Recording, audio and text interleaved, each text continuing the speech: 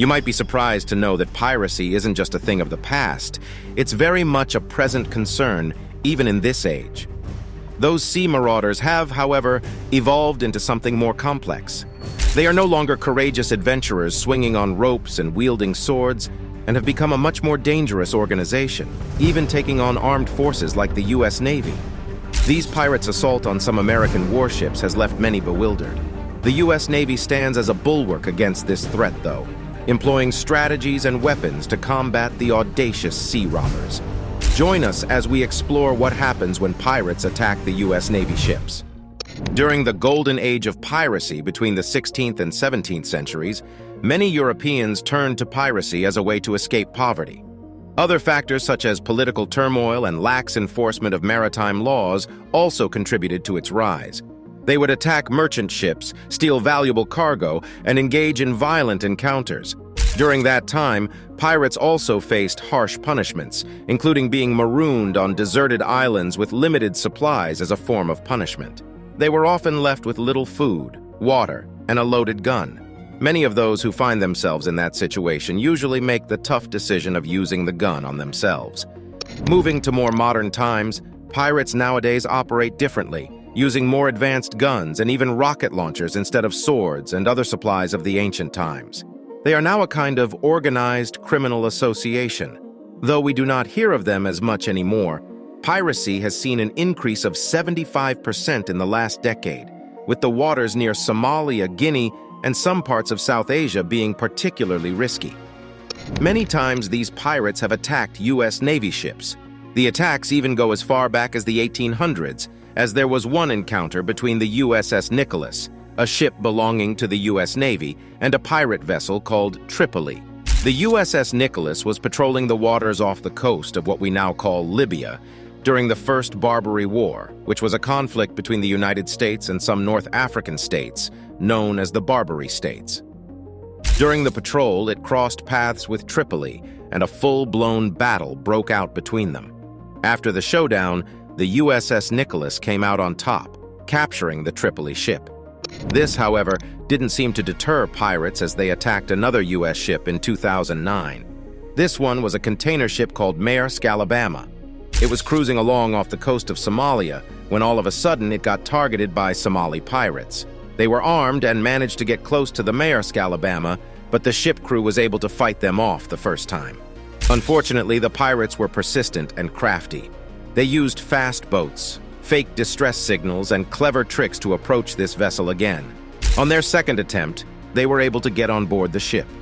The situation escalated quickly when they managed to take the ship's captain, a man named Richard Phillips, hostage. The U.S. Navy SEALs had to get involved at this point. They launched a daring rescue operation to free the ship's captain and succeeded, eliminating 3 of the pirates in the process.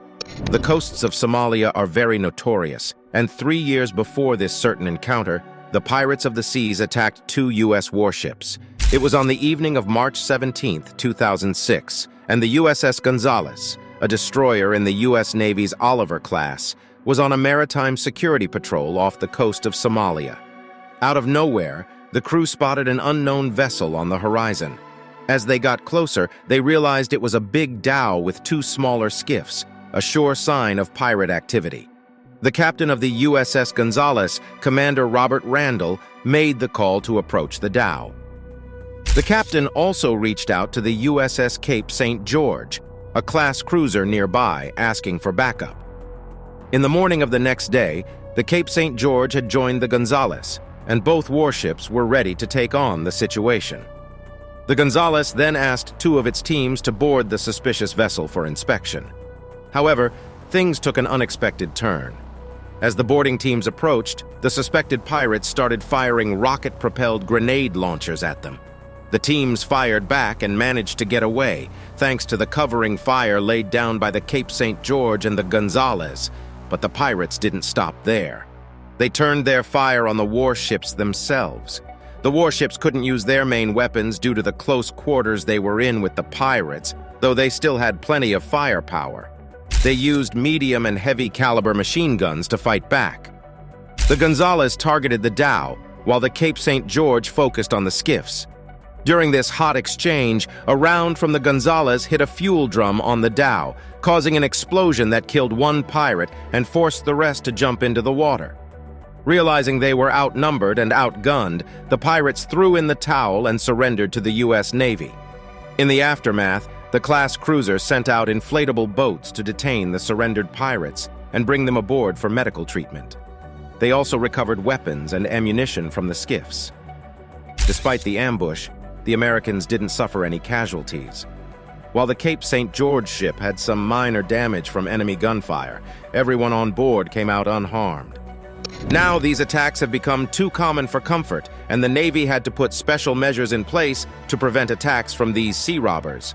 To combat piracy, they now employ a multifaceted approach. One key strategy involves non-lethal deterrence. Water cannons, which forcefully project water, are commonly used to keep pirates from boarding merchant vessels. The U.S. Navy also works to make it difficult for pirates to board ships through measures like razor wire, barriers, and reinforced doors. Checking out the anti-piracy weapons in detail, the Navy has the long-range acoustic device, also known as the LRAD. This non-lethal device uses sound to make pirates run away. It gives off a high-pitched noise that's more than what most people can handle. Pirates hate it, and it's been used on cargo and cruise ships to scare them off. There's also the anti-piracy laser device. This one gives off flashy warning signs for the marauders.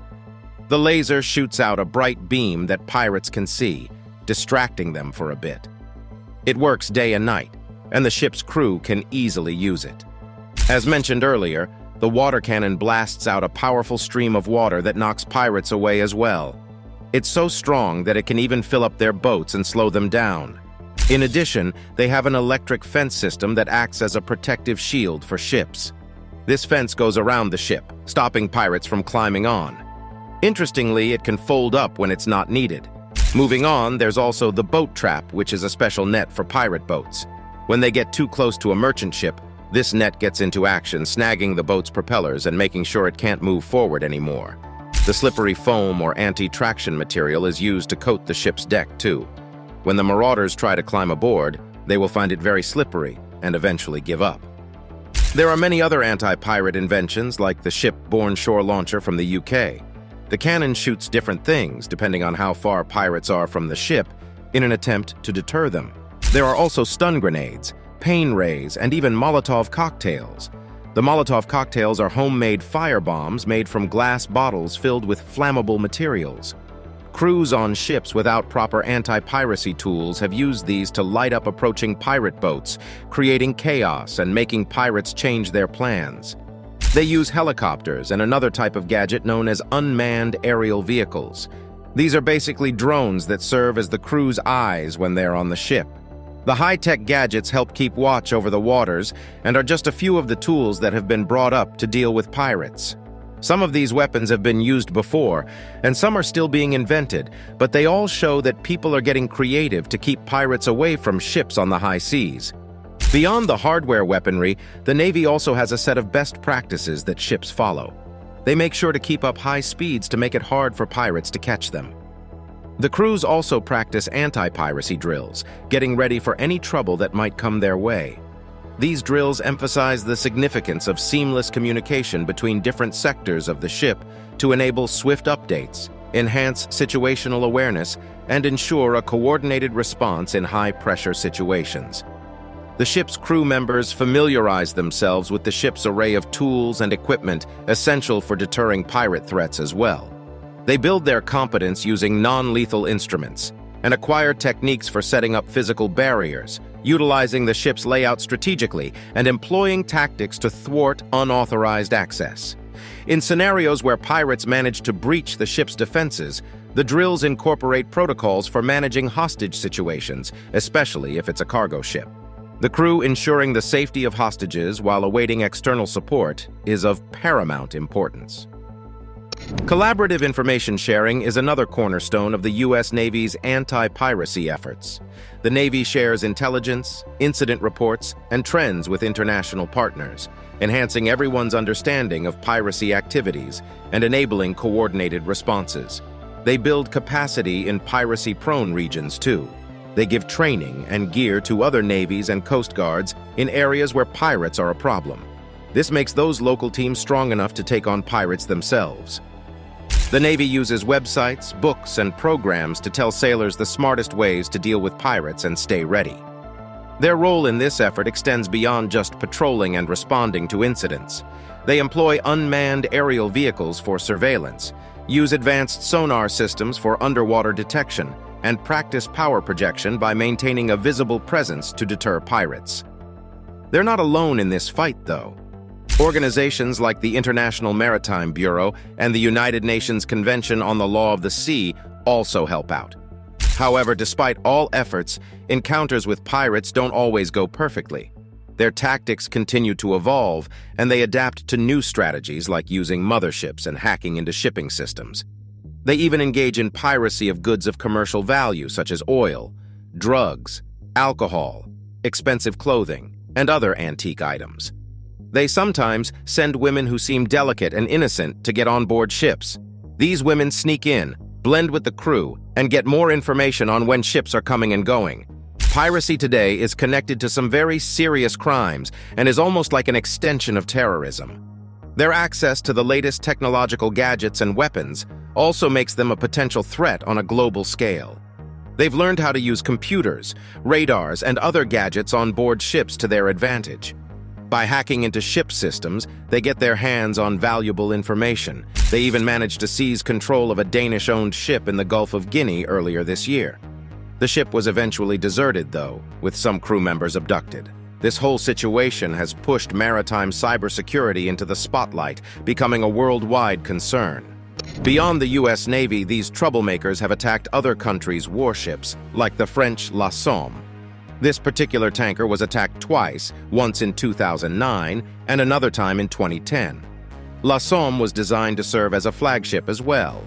That means it could house an entire general staff and oversee naval operations, essentially functioning as a command ship. When it joined an EU initiative to combat piracy in areas like the Gulf of Aden, it started finding itself under attack. In 2009, it was en route to refuel frigates patrolling shipping lanes around 460 kilometers off the Somali coast when pirates started attacking it. They believed it was a commercial vessel, and two skiffs, carrying pirates armed with Kalashnikovs, opened fire on it. As soon as the marauders realized it wasn't a commercial ship they were onto, they immediately withdrew their fire and took off. However, the French forces pursued them for a whole hour until they managed to apprehend one of the skiffs. Upon boarding, they discovered 5 pirates but no weapons, water, or food. It appeared that the pirates had jettisoned everything overboard in a desperate attempt to evade capture. You would think the pirates would have learned their lessons by this time, but later in April 2010, another set of these troublemakers attacked La Somme again. A group of audacious individuals decided to test their luck against the flagship, this time with automatic weapons. However, their aim proved as off-target as their intentions. Noticing the attack, the crew on board La Somme fired 3 warning shots swiftly and decisively, marking the beginning of a sequence of events that would ultimately spell disaster for the pirates. The pursuit that ensued revealed a potential mothership, stocked with fuel and carrying 2 suspected pirates. Panicking, the pirates attempted to escape in opposite directions, hoping to outmaneuver the pursuing warship. Yet again, their attempts proved futile and 2 suspects were apprehended, with an additional 4 captured from one of the skiffs. Inside one of the boats, a collection of weapons and grappling hooks were confiscated by the ever-vigilant La Somme. Considering how the French deal with pirate attacks, some have suggested that the U.S. Navy should stop using the non-lethal weapons they have ready for the invasions and start using more dangerous ones. However, the concept of non-lethal weapons revolves around their purpose to minimize the likelihood of causing fatalities or significant injuries. This focus is driven by an understanding of user requirements and the potential human impacts of such weapons. The development of these weapons was even catalyzed by special tactical needs during U.S. operations in Somalia, spanning from 1992 to 1995. This period marked a shift from the Cold War paradigm, as the environment in Somalia was characterized by conflict and disorder. During these operations, U.S. forces encountered situations where verbal warnings and lethal force were insufficient to control the situation. They weren't dealing with typical enemies. Instead, they found themselves surrounded by people caught up in all sorts of turmoil. The familiar Cold War tactics were not properly suited to address this situation. The limitations of relying solely on lethal force became evident as U.S. forces encountered situations where people were throwing rocks and Molotov cocktails, stealing military gear, and even raiding food trucks. It was clear that they needed a new approach to handle these threats without causing unnecessary casualties. An example was during the Battle of Mogadishu in 1993. Some Somali kids were pointing out where the U.S. Army Rangers were hiding to shooters looking for them. And there was another Somali gunman who had cleverly positioned himself among civilians, making it super tough for U.S. forces to respond without risking innocent lives. This led to some tough ethical questions for U.S. troops. They had to balance protecting themselves with the potential harm to non-combatants. It was clear that there needed to be something between just talking and using lethal force. And that's where non-lethal weapons came in, offering a way to navigate these complex situations and give soldiers more options when facing the unexpected challenges of modern conflicts. The U.S. Navy had to adopt the usage of these mild weapons too, because when fighting pirates, there may be innocent people around, and using deadly weapons could cause more harm than good. Also, not every ship can be armed with lethal weapons, and they need to be able to protect themselves using available means. Recent news from the ICC International Maritime Bureau, known as IMB, has also shed more light on the piracy scene at sea, and it's a mix of good and concerning updates. According to their annual piracy report, 2021 marked the lowest piracy and armed robbery incidents since 1994.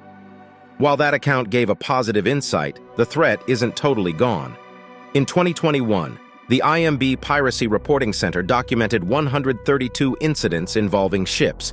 Out of these, 115 ships were boarded, 11 faced attempted attacks, 5 ships dealt with firing incidents, and 1 unfortunate vessel was hijacked.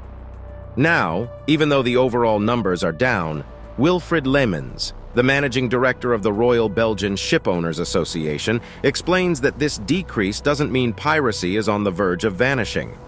There are some reasons behind this drop, including the global pandemic, reduced maritime traffic, and more international and European naval presence in high-risk zones. The Gulf of Guinea also continues to hold the spotlight as the world's piracy hotspot. It's responsible for all the kidnapping incidents across the globe, even though the reported incidents have decreased from 81 in 2020 to 34 in 2021. There has, however, been a combined effort involving the federal government of Somalia and naval forces from EU member states, and it has been doing wonders. Thanks to them, piracy activity has been kept under control, promoting peace and stability across the Horn of Africa to the Gulf of Aden. This way, we see that the U.S. Navy, among other bodies, continues to play crucial roles both nationally and internationally in combating piracy, safeguarding maritime trade, and ensuring the safety of seafarers. But then, the numbers don't tell the whole story. Pirates are still out there, and they're ready to strike whenever they spot an opportunity. Thanks for watching. While you are still here, make sure to click the video on your screen for more mind-blowing videos. See you there.